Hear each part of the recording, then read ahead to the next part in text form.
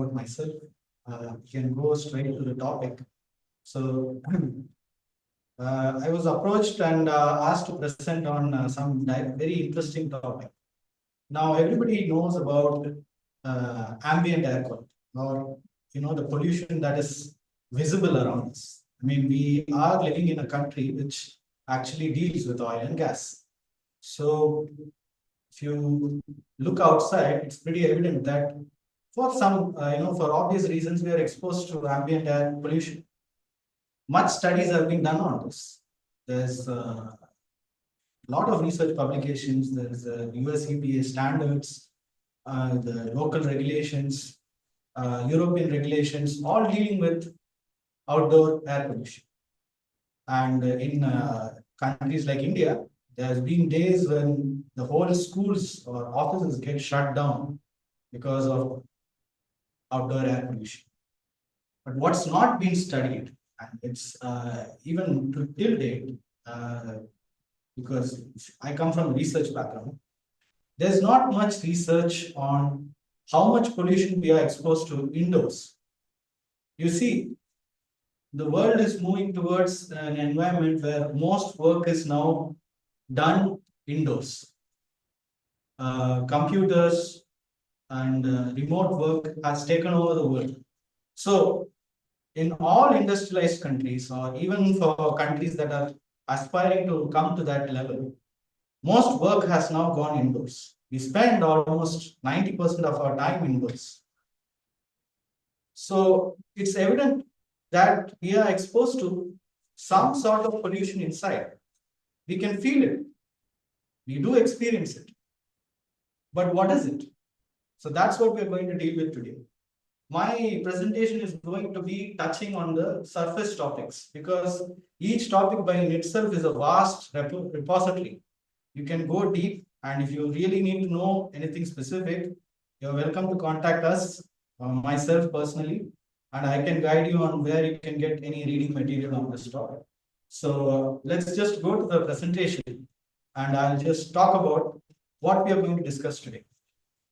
So indoor air quality is abbreviated as IAQ for obvious reasons. Now I'm going to touch on these topics today. There might be some overlap, so pardon me if there is any overlap. But generally speaking, what is IAQ? Are we affected? What are the risks and hazards? And what are the case studies that Wataniya, the company where I'm working in, has experienced? Because we do indoor air quality assessments. And what have we observed in Kuwait? We'll also look at Kuwait's situation, because if you see the general publication outside, it's mostly focused on US and the developed countries. Not much data is available for Kuwait. So this would be interesting. You can have a look at it and plan your exposure accordingly. Finally, we are going to see what we can do about it. So let's go to the next slide. As I was already introduced by the kind gentleman, I have 12 years of consulting experience in environmental services in Kuwait. As you can see, that picture is pretty fuzzy. That's right when I graduated. That was when I was doing my laboratory research. So I worked on a diverse field. My background is actually biotechnology, but due to the gift of God, I happened to experience so much in my research profession. I worked on environmental samples, I worked on biological samples, and then I switched to consulting domain. I worked on software, sustainability. So I also have my own pet projects I do with data analytics. So that is a different topic altogether. So I would summarize myself as a scientist at heart and an engineer by practice, because I always like to look at the science behind what we are doing. So let's go to the next slide. So indoor air quality. So you can see the diagram there. It's pretty obvious. Indoor air quality. But how can a building be sick? Because we're talking about sick building syndrome, right? How can a building be sick? Are we talking about the physical status of the building, or are we talking about the occupants? Let's go to the next. The US EPA actually defines indoor air quality as the air quality within and around buildings. and it's primarily related to the comfort of the building occupants. Now, this definition is actually taken from ASHRAE. I think many people might be aware of it. ASHRAE actually stands for the American Society of Heating, Refrigeration, and Air Conditioning Engineers. HVAC, they are called HVAC specialists. They are the engineers who mostly deal with regulating and optimizing air quality in indoor spaces. So, as I said before, the importance of this. In Kuwait, we spend almost 90% of our life indoors. There's no escaping it. I mean, we primarily stay indoors. We only go out for maybe some shopping or some very small activities, and then we are back home or we are at offices. Our exposure to indoor air pollutants, as I'll be showing you, is actually very high. Indoor air pollutants can cause a wide range of health effects. Okay, so that's why we need to study it. And from the business point of view, employee productivity actually goes down. It actually impacts business performance. The productivity of an employee actually goes down in the 8 hours. If you have an 8-hour window and the employee is able to only work for 3 hours because of the indoor air quality, you have a problem. You need to address it. So let's go to the next few slides. Now, indoor air pollutants have 3 main sources. Okay, the first source is very obvious for Kuwait because it's a desert, and that's actually the theme of this World Environment Day, desertification. So we are much more exposed to particulates.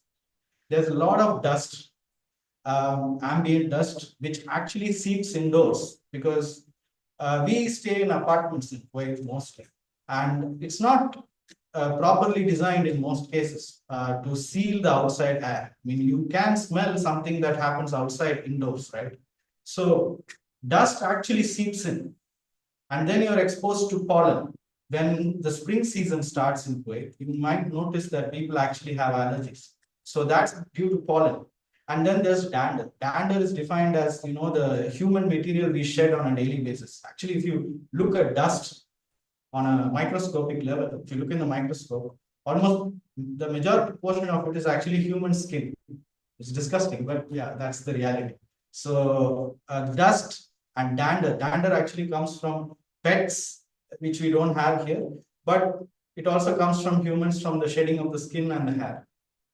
Then we have microbials, which is the microbes that generally float around. And this, I think more people are aware of this after COVID. We have bacteria, we have viruses, and then we have mold. Now, these are the 3 classes. Bacteria can be killed pretty much easily. You have a lot of disinfectants. Viruses are more resistant. You can't kill them that easily because by nature, they are inanimate objects. I mean, they need a host to replicate. So that's why you see viruses transmit always much faster. And you can't kill it with antibiotics or anything like that. Then you have fungi. Fungi, you would have noticed it in your kitchen sink or anywhere. You would have seen black spots somewhere. Well, that's actually mold. That's actually causing a lot of health problems with kids nowadays.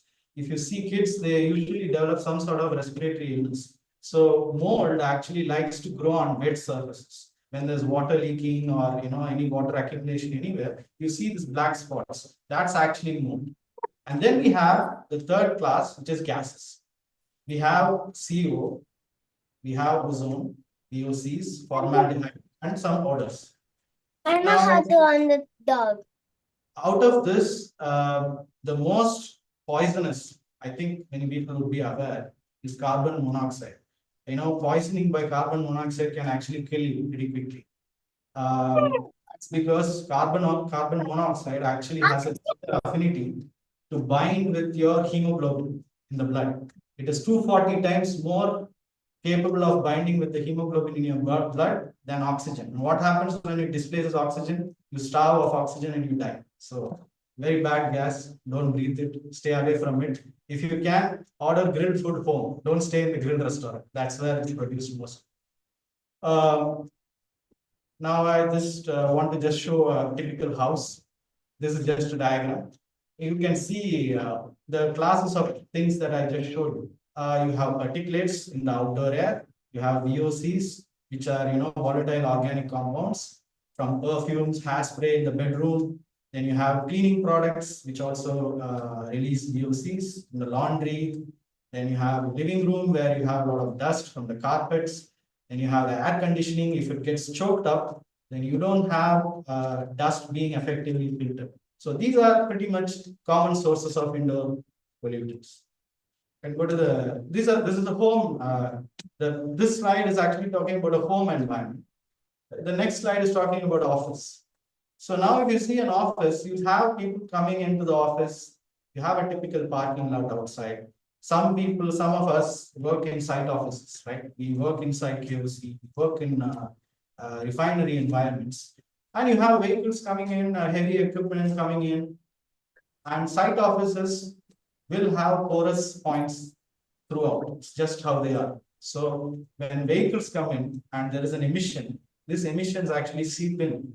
And when they seep in, you actually breathe it. You do smell it sometimes, when you sit inside, you do smell some unburned carbon.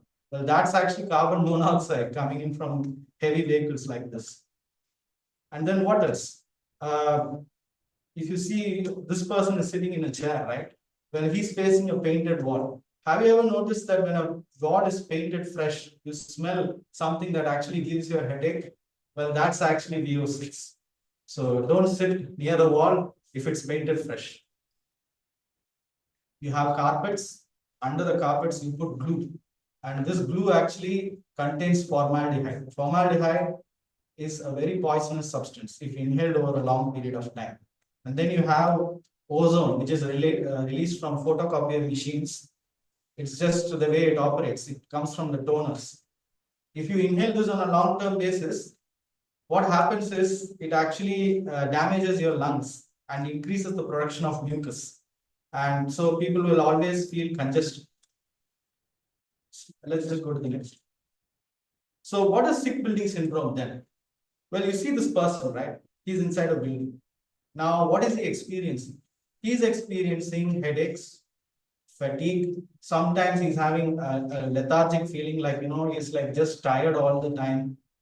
He cannot concentrate. Some people have like an irritated skin. They always, you might see them in the office. They'll be like, constantly rubbing their skin or scratching. In worst cases, it can even go to chest tightness. They feel like they need to get out of the office. They feel like suffocated. So the thing with sick building syndrome is all these symptoms disappear the minute the person leaves the building.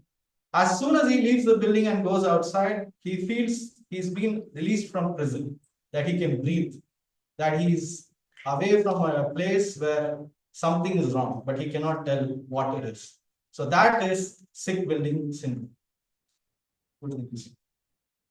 So now the second question. Are we all affected? Well, the answer is yes, to put it short. Let's go and see why. I want you all to just check yourself. Okay. Do you notice regularly that for some reason you're always having a sneeze, you're having a runny nose? For some reason, when you come to office, you feel congested, or sometimes you just keep coughing, or sometimes you feel very tired, have a headache, you just need to go outside to get some fresh air. Some people even have it so bad that they feel nauseated. And like I said earlier, you develop skin rashes. So what could be the reasons for all this? Well, it's actually the sick building syndrome, because there's something wrong with the indoor air quality, and that is causing all these symptoms. So what are the risks and hazards with a sick buildings, in a sick building, as we call it? And what's the surprise I want to show you? See, the problem with sick building syndrome is it can develop into what is called a building related illness. Okay, this is another term that is coined by the US EPA and ASHRAE. So when these symptoms persist for a very long time, what happens is you eventually become ill, and this starts spreading. And now you have a serious problem because the symptoms get worse and the allergies get worse, and you constantly complain of something that's bothering you, but you're not able to find out what it is. And the worst thing, is that this goes home with you. In sick building syndrome, the symptoms disappear. As I told you, as soon as you leave the building, the symptoms disappear. But when with building related illness, this goes home with you. So if you go to the next slide, I would have summarized this. This is the surprise. Sick building syndrome actually can develop into a building related illness if you're not careful. You need to be very careful about the air quality in your offices, because if you do not take a look at what's happening in the office, you will suffer from very serious allergies which can develop into asthma, and you could even have cardiovascular conditions. Okay, so it's a very important topic, and now people are starting to take it seriously, and much research publications have started to come out already. Now we can go to the next. So what did WES find in our indoor air quality assessments? Um, just I'll just show you what briefly the situation in Kuwait is. In Kuwait, we have two regulations for indoor air quality and worker safety. Now, the industrial hygienists who might be in ASSP would know that worker safety deals with exposure. So you have devices which measure time-weighted averages, STEL, or they call it short-term exposure limits, and immediate danger to life and health. So this is prescribed by the National Institute of Occupational Safety and Health Professionals. Okay, so NEOSH. This applies to worker safety. So KEPA likes to use this standard for worker safety in industrial environments. So what do? When we take the regulatory limits for industrial environments, when you go to a workshop or you go inside KFC or you go inside KNBC, we can't expect the standard for an indoor office building to be applicable there. It's just not possible. So we go with the standard which is applicable for worker safety. For indoor air quality in office buildings, for people who work in administrative offices in Ahmedi or in Shark, where we work, you can see that the decision 3 of 2020 will apply. That is the one that deals with office spaces. Now, if you go, I will just go with the office spaces because more people are comfortable with that. For worker safety, it is much more complicated, which is beyond the scope of this discussion. So, you can go to the next slide. I just summarized important KEPA limits here. As you can see, carbon monoxide is at the very top. And why? Because I told you that it's very, very poisonous. You don't want to be breathing this gas at all. You have limits for 15 minutes, 1 hour, 8 hours, and 24 hours. Okay, so these are the averaging periods for exposure. You don't want to be near this gas at all. Just don't breathe it. Then you have formaldehyde, which is also a very dangerous gas. You have SO2 and H2S, very common in oil and gas fields, which seeps into the indoor environment. Then you have ozone, and something about ozone, which I want to tell you. Generally, ozone is talked about in a positive sense, right? Everybody hears about the ozone layer protecting us from radiation from the sun. Well, actually, that is true for stratospheric ozone. Ozone is something that's good if it's up above us, but if it comes to the ground level, it can kill you. And how is ozone formed? Ozone is formed when you have what they call as non-methane hydrocarbons, a class of compounds, which is generally produced in Kuwait. In fact, if you see the NMHC levels, as they call it, it's very high throughout Kuwait. And in the right conditions of sunlight, some chemicals, some cooking goes on in the atmosphere, and you have ozone which is generated. Breathing in this ozone actually is considered to be the primary cause of why people have so many respiratory conditions in Kuwait, along with particulates. Then you have VOCs. VOCs, there are like over hundreds of VOCs. You can't possibly have a limit for each one of them.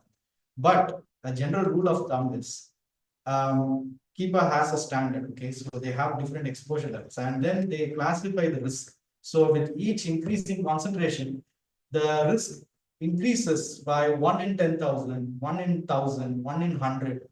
So that means 1 in 100 people could get cancer. So if you open the standard, and I encourage you to visit KEPA's website, you will find the standard there. You can see how much VOCs are dangerous to us, especially benzene, which is the most common here. And if you want to do further investigation, then there are ways to do it. Contact us at WES and we'll help you do it. So go to the next slide. So how do we assess IIT? Well, first we do walkthrough assessment. We do interviews with the workers. We try to find out what is the problem there. And then we do field measurements. So we have devices for this. And then finally, summarizing everything that we found so far, we give you a report with recommendations based on the regulatory limits and how you're performing. So just go to the next slide. So these are the instruments that we have. It's pretty expensive. You see, the first one is actually an indoor air quality monitor. So these have specific sensors that are calibrated in the factory for special gases. It monitors all the gases and logs them on a continuous basis. You station it at a certain place, and it continuously logs all the levels for all the pollutants in an indoor environment.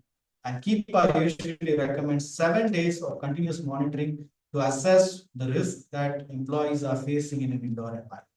Okay, now there are two different devices because you can't have a device that measures gas and particulates because the particulates are not gases, right? They are particles. So gas analyzers are different and particulates machine is different. So we have a separate machine for particulates and it gives you PM at different micron levels. You have 1, 2.5, 4, 10, and you can even do the total suspended particle count. So you can see that particle monitor here. It's a pretty robust instrument and gives you very useful information of how much dust you're exposed to in an indoor environment. I'll just go to the next. So these are some of the case studies we have done. You can see that we have done it in a couple of places. We have done it in a steel factory. We do it in warehouses, chemical warehouses. We do it in a gas manufacturing plant, workshop, oil and gas facilities. I can't reveal what facility it is for confidentiality reasons. And then we have petrochemicals. Okay, so what did we observe so far? Well, we observed that particulates are the main hazard. It's obvious, we are a desert. There's no escaping this fact. The geography can't be changed. So particulates are the number one exposure for employees in an indoor environment. Particulates just float around and gives us allergies. Then you have VOCs. Then you have ozone, and ozone is a secondary pollutant. It gets formed. Okay, and due to the right conditions, especially in peak summer, you have ozone that's almost everywhere nowadays. And we were surprised to see it in places we never thought possible. Then you have SO2 and H2S, but this is primarily focused in oil and gas areas. It's not a cause for concern in residential areas. Or maybe on occasion you might find a very trace amount, but it's not a cause for concern. The most dangerous gas, carbon monoxide, thank God it's not visible mostly, only in very few places. And that too, it's due to some poor isolation, or I would say poor, ventilation. That could be one of the reasons why you see CO, but we never usually see it, and that's good. Go to the next slide.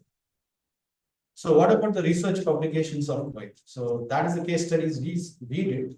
There's actually research publications that was done for supermarkets, for schools, and for the general buildings, government buildings.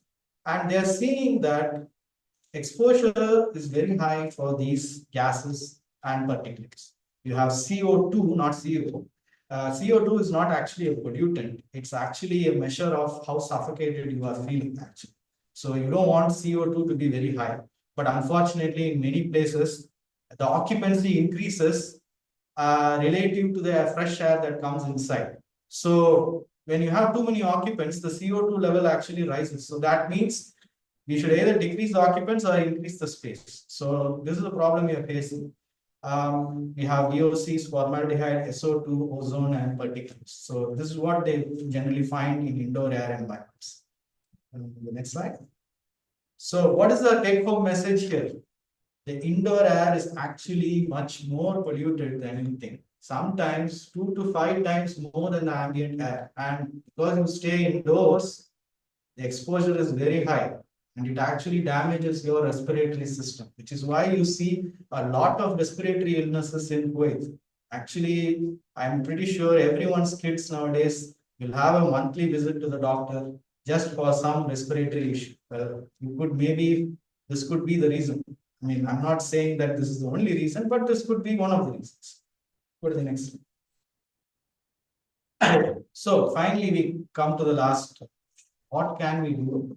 It seems like a very bad situation, right? I mean, the way it's projected. But what can we do? Just go to the next slide, and I'll show you a small, picture of what the causes are, because we need to understand the causes. Now, ventilation is a very important aspect.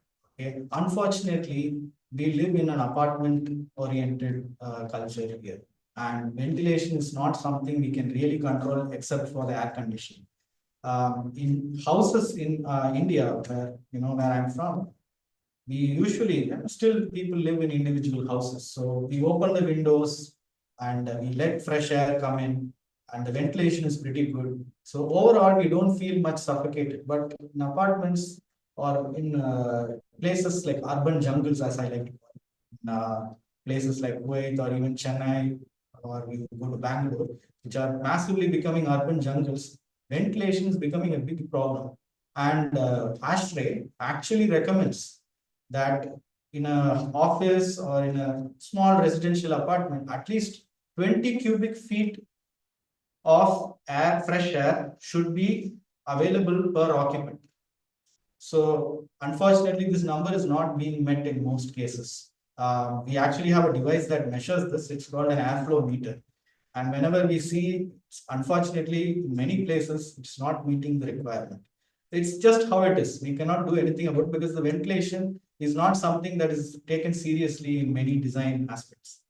We have also indoor overcrowding, because sometimes companies want to hire more people, but you can't expect companies to just rent out spaces or expand very quickly. So they tend to crowd more people in cubicles. I mean, crowd more people in cubicles or near to each other, you have a recipe for disaster, because microbials like to spread, and then the air quality generally goes down because people breathe. The amount of fresh air available goes down, CO2 goes high, and a general feeling of sickness prevails in the indoor environment. Now you see people actually put perfumes, and you even use sometimes heavy duty cleaners to make the room feel kind of fresh. Some people just equate the smell of chlorine or bleach or some sort of aerosol to feeling that this is a sterilized place. I can stay here. Well, actually, that can be detrimental, because perfumes, if you notice, sometimes perfumes actually give you a headache, because if it's too strong, it irritates your nasal membranes, and also the cleaning agents damage your lung lines. So this can lead to problems. So adequate ventilation is required to make sure these smells disperse out. And then finally, the most, I think, the most obvious of all, which you can see in Kuwait, AC filtration is usually choked up. And this is a common problem we have observed in most of our case studies. AC maintenance is required. The filters have to be cleaned. You have a lot of particulates, you have a lot of pollen, you have a lot of dust that's just generated in an indoor environment. And if you don't clean the filters on a regular basis, especially if you see this in site offices, if the filters are not cleaned, then you will have people just falling sick and just sneezing all the time. Not a very good place to work. So go to the next slide. So what can we do? We are approaching the end of the presentation. So what can we do about it? If you see, there's like 6 steps. I mean, there's more steps available, but these are the basic steps. Most of the steps that you see online, if you Google it, would be a derivative of these steps, because this is from ASHRAE. Regularly maintain your air conditioning. Okay, that is the most important thing. We all live in air conditioning. The filters have to be cleaned. If possible, clean the ductwork also. Have some maintenance people clean the ductwork, because if you go inside a duct, you'll be amazed at how much dust is accumulated inside. It's just, you will see like cobwebs of dust inside that can be just literally scraped out. So do the regular maintenance. You'll immediately notice an improvement in allergies and all these symptoms. Routinely clean it. That's the thing. Regular maintenance talks about the functioning of the air conditioning, to circulate the air.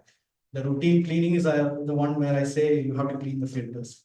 Improve the ventilation if you can. If you can, open windows. If you have a good environment, it's a good day, the weather is fine, try to open the windows, let some fresh air in, turn off the AC for some time.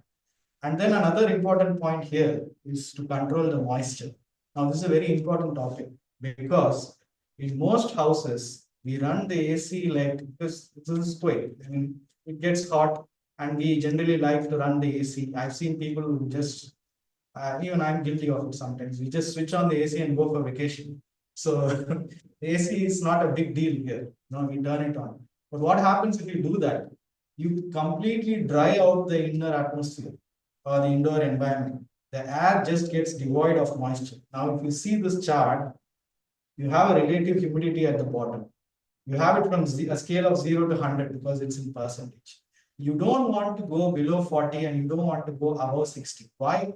Because if you go below 40, you will notice an increase in bacteria, viruses, respiratory infections, and ozone levels. Okay, this is actually as per studies.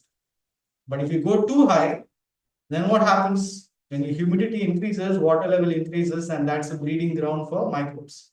And some gases also will like to accumulate in this tank. It increases the chance of allergies as well, because now you have too much humidity and your respiratory illnesses will just compound. So you want to be in the sweet spot. If you can, I suggest, it's very cheap. You can get a device in Amazon or anywhere. Relative humidity measuring devices are pretty cheap. Just get it and make sure that your RH percentage is between 40 to 60. In office or home, try to get a device that just measures this.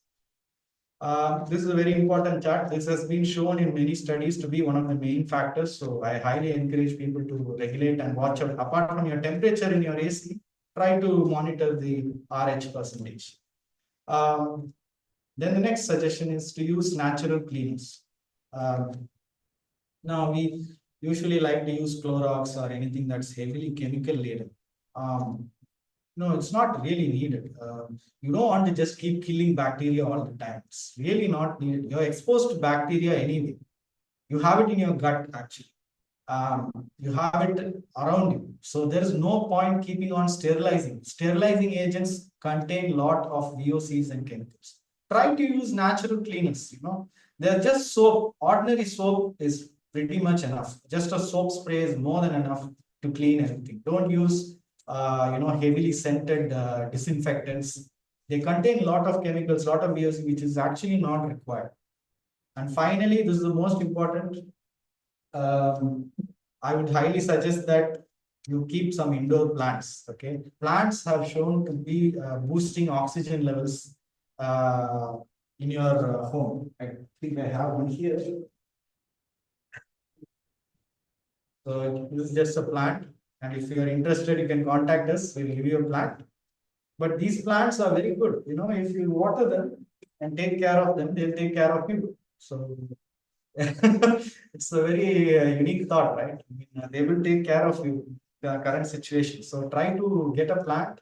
You can Google the plant like that you like, because there's some plants which have been shown to increase oxygen level better than others. So try to find a plant and plant it. Keep it in your office. Keep it in your desk.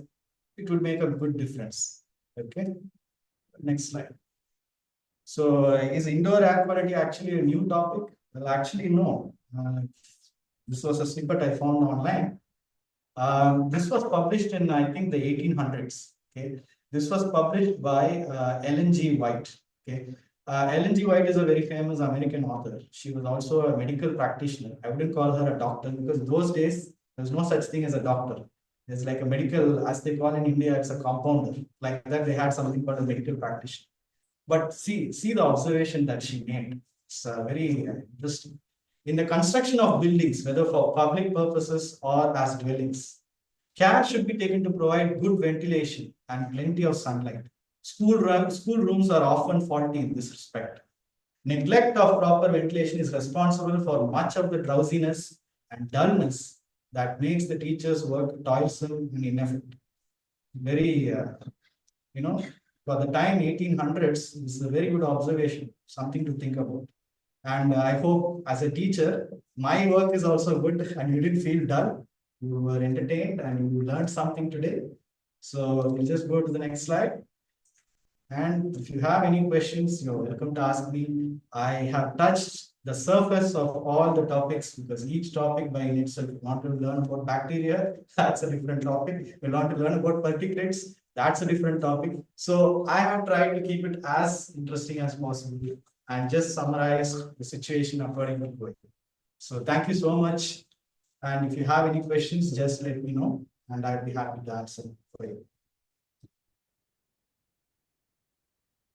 Yes.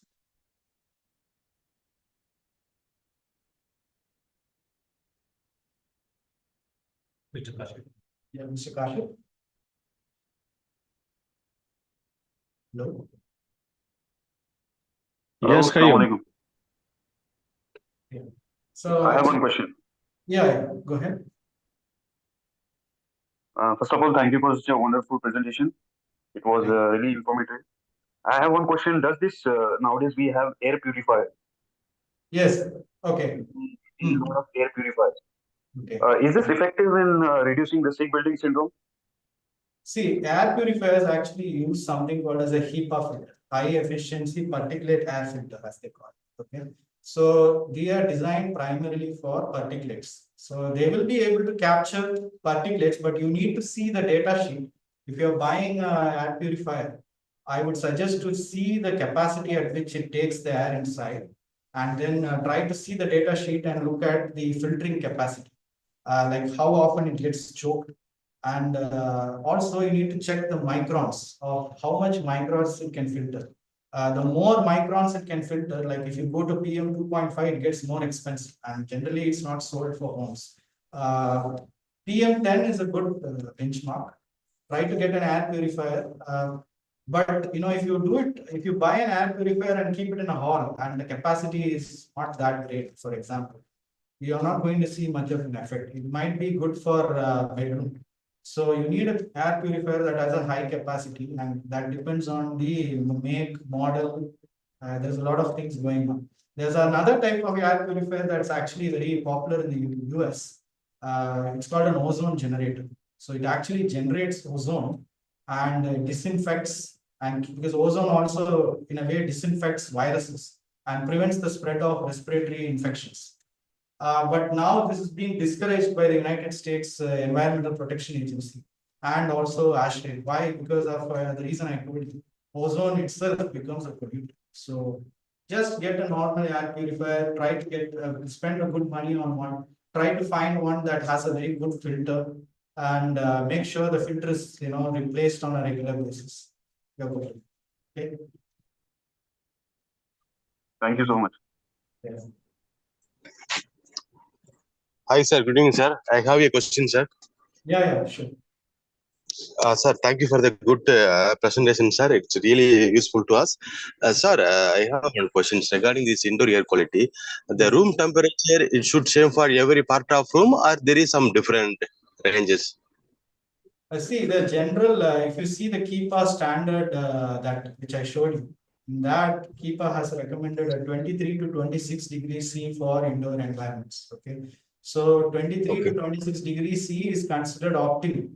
Some people will be, so the recommended, if you see any air conditioning expert, the HVAC specialists, as they call it, they generally recommend you to keep it at 24. Why? Because 25 is the generally accepted room temperature for all our calculations, right? If you see any gas constant calculation or any other calculation, you'll see that the T actually stands for room temperature, which is 25 degrees C. So 25 degrees C, when it's considered as room temperature, if you decrease it by 1 degree, that's considered like the best. 24 degrees C is considered the best for any indoor environment. So that's what I would suggest. Okay, sir. Thank you. Okay, sir. Thank you. Yeah. Any other questions?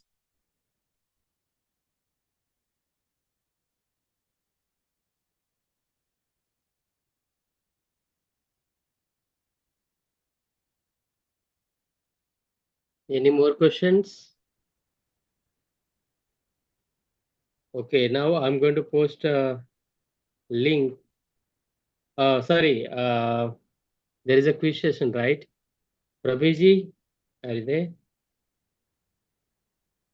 Yeah, I'm available. Okay, thank you very much. Please take over. Yeah, you may give me the host option. Yeah, thank you, Mr. Kamalanathan. Thank you very much. Yeah. Okay, thank you. Okay, thank you very much.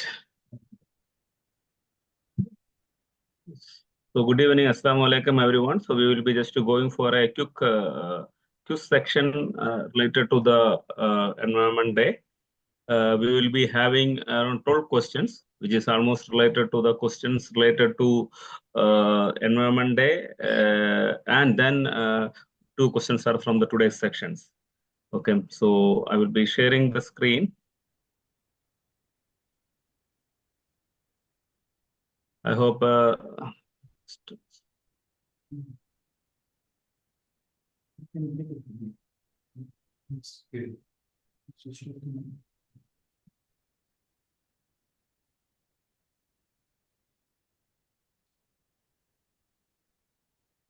The rule is that you can just scan this QR code.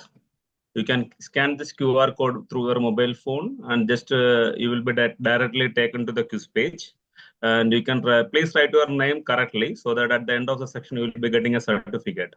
Those who are attending this section through the laptop or anything, you can go to a browser, and I already given you the link on the chat box, and the quiz code is available in the chat box. So once you click on that, you will be able to enter the quiz.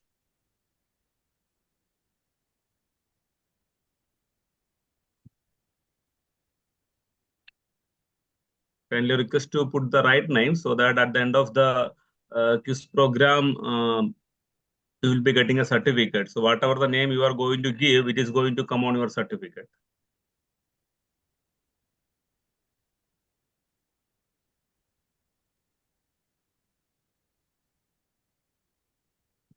So we have almost 42 participants today. Once we have 25 plus 30, we will start the quiz. Just scan this QR code and enter your name. You will be ready. Your screen will show the host is waiting for the host. Be calm, be patient.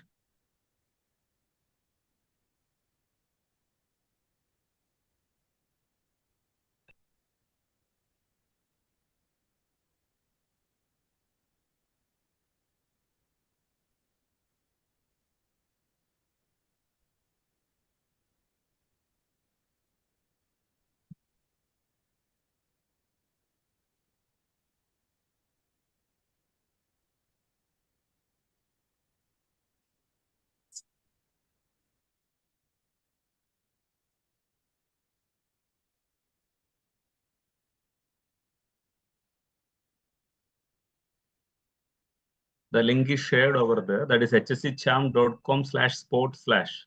That is the link for the website ID for doing this particular quiz program, and the quiz code is 336264.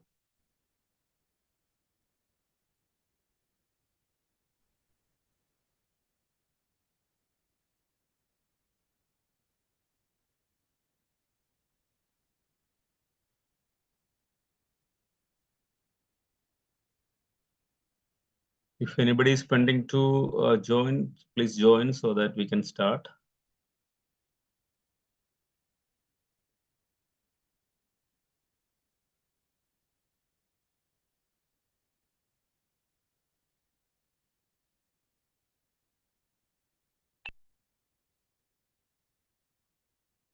So we have got 22 participants till now.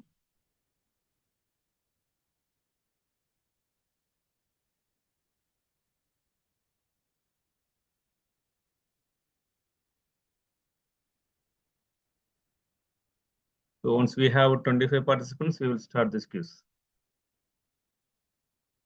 Create 24 now.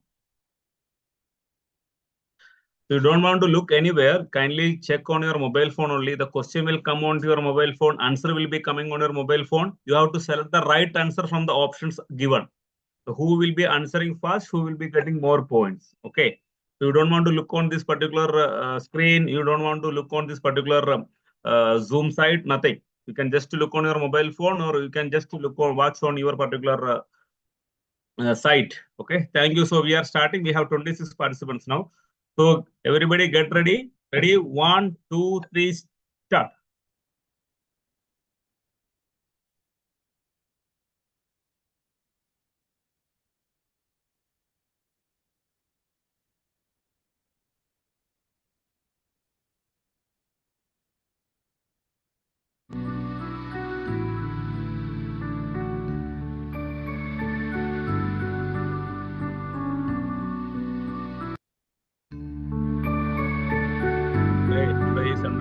host country is Saudi Arabia. Great. We are moving to question number 2 now.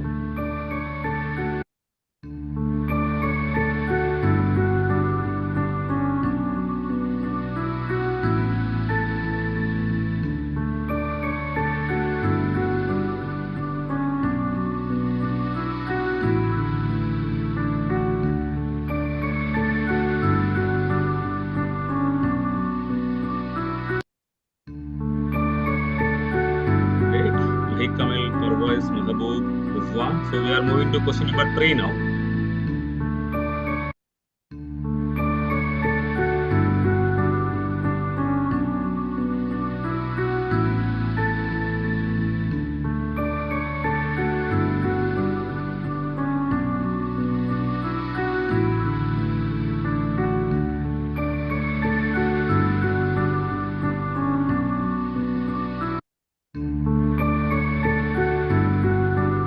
Great. Wonderful. Question number 4 on your screens now.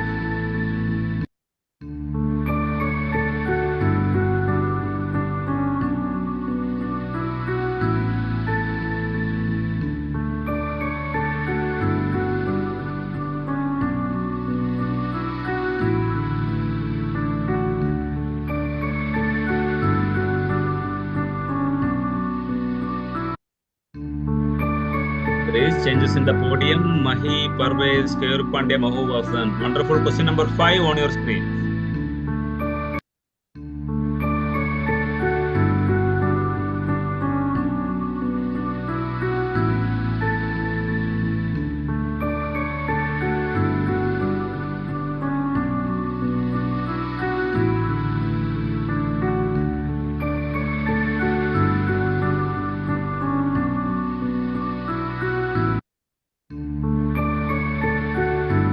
Wonderful. So moving to the 6th question, that will be 50% of our this section. Question number 6 on your screens now.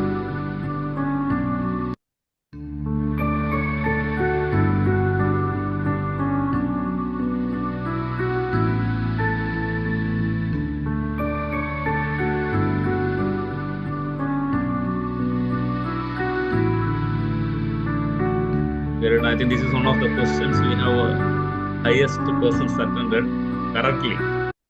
Great, wonderful. Wonderful, Mahabub, Parvez, Mahi. So we completed 50% of the questions. So question number 7 on your screens now. Question number 7 on your screens.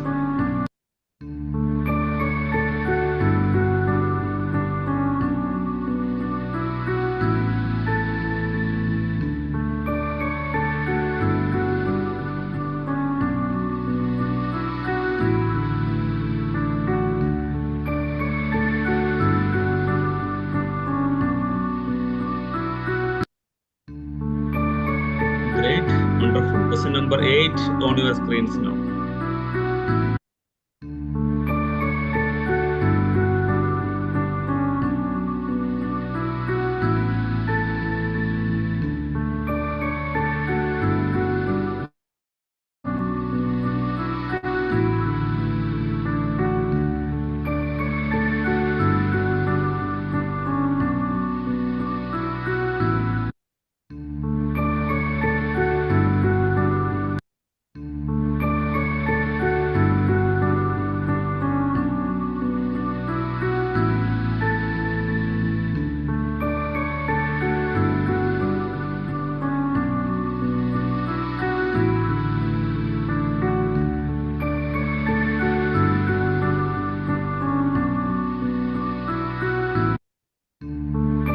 Great, wonderful. Only 3 more questions to go.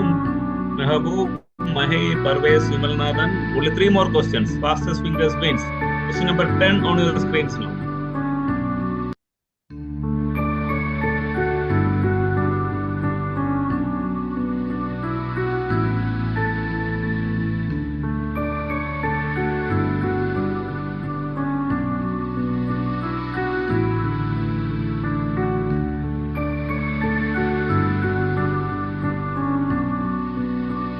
Just amend this question a little bit.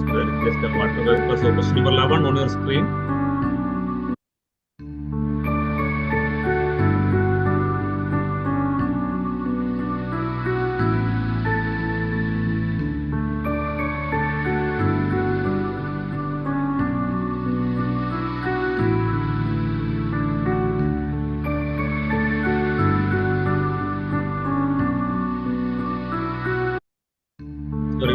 11 questions. So this is our final score. Podiums we have Mahabub, Parvez, and Kayur Pandya. You will be getting a message now on your mobile phones. I request everyone to download your certificates from the mobile directly. Thank you very much. Thank you everyone. Over to Ramanaji. Thank you. Thank you, Prabhu. Now I'm going to post a link. Good evening, everyone. Sorry for the interruption. Actually, I missed to tell you, we need to fill the survey form to get the certificate. Okay, that is mandatory. So as we informed and you are already experienced with this, I request you to fill the form. Okay, survey form will be there as a, just a minute. Actually, I copied some slides, so when I paste that one, it is coming. Actually, I missed just a minute only. Done. Okay, the link is posted in the chat box. Just click that one and you fill your proper details to get the certificate of participation for this World Environment Day. Thank you very much.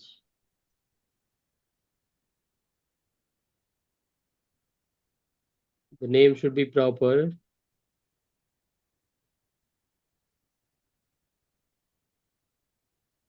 You will get 2 certificates. One is for the quiz.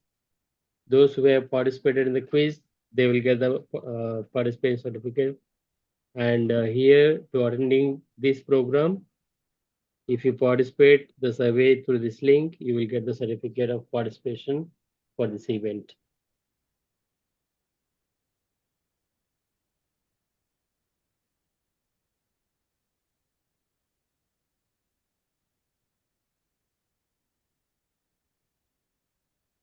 Okay, in the meantime, you can go for felicitation. Yusufji? Yeah, Ramana. Yeah. Since we could not able to open the presentation. Still, you are the host, Mr. Ramana.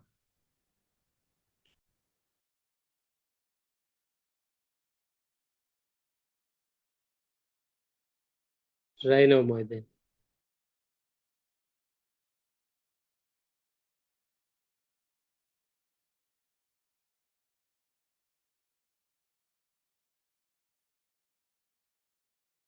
Are you trying, Mohideen?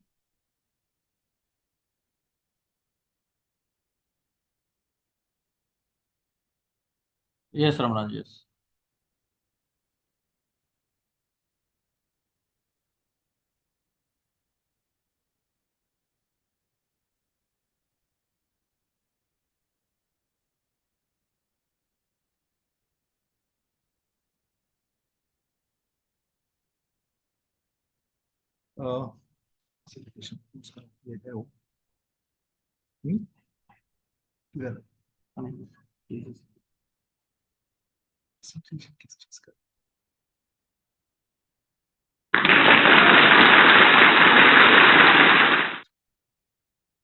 This is the small token of this one appreciation.